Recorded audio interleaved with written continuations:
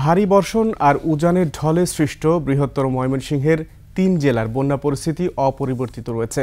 রাস্তাঘাট ও বাড়িঘরে পানি ওঠায় দুর্ভোগে দুর্গতরা। এদিকে পানি কমে গেলেও লালমনিরহাটে তীব্র হয়েছে তিস্তার ভাঙন। প্রতিনিধিদের তথ্যচিত্রে ডেস্ক রিপোর্ট।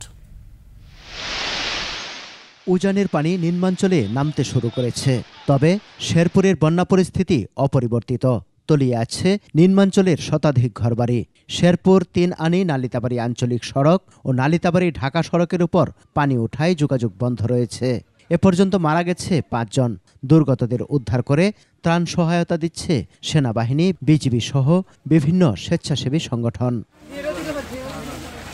অতিবৃষ্টি ও পাহাড়ি ঢলে ময়মনসিংহের সীমান্তবর্তী হালুয়াঘাট ও ধুবাউড়ার ৮০টি গ্রাম বন্যা কবলিত। পানিবন্দী প্রায় ১.৫ লাখ মানুষ।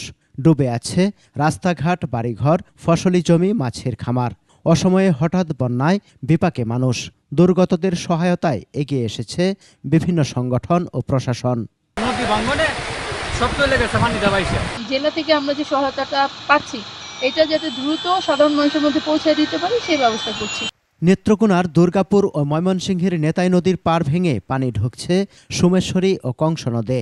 এতে তীরবর্তী দুর্গাপুর উপজেলার গাউকান্দিয়া ও কাকরগড়া এবং পূর্ব ধলার নির্মাঞ্চল প্লাবিত হয়েছে।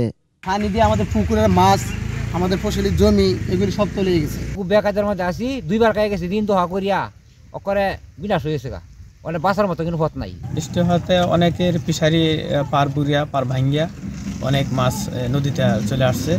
একমাত্র ওয়ালটন এসি দিচ্ছে 1 বছরের রিপ্লেসমেন্ট গ্যারান্টি। এদিকে উত্তরের জেলা লালমনিরহাটে বন্যার পানি কমে গেলেও তীব্র হয়েছে তিস্তার ভাঙন। 3 দিনে নদীগর্ভে বিলীন হয়ে গেছে 20টি পরিবারের ভিটেমাটি। হুমকির মুখে আদিতমারির গরিবুল্লাহ পাড়া গ্রাম। জমা জমি শেষ, আবাদও শেষ, ঘর বাড়িও তো ধ্বংস হয়ে গেল। এখন আমরা বাচ্চা কাচ্চা নিয়ে যে কোনখানে থাকবো তারও স্থান কোনো দেখা যাইতেছে না। ইলিপ চাই না, আমাদের বাড়ি ভাঙবে লাগছে, আমরা নদীর বাঁধ চাই। যখন যেখানে যেটুকু দরকার আমরা জিও ব্যাগ জিও টিউব দিয়ে সেই ভাঙনটা রোধ করার চেষ্টা করে যাচ্ছি। নদী খনন ও স্থায়ী বাঁধ নির্মাণের দাবি তিস্তাপাড়ের মানুষের।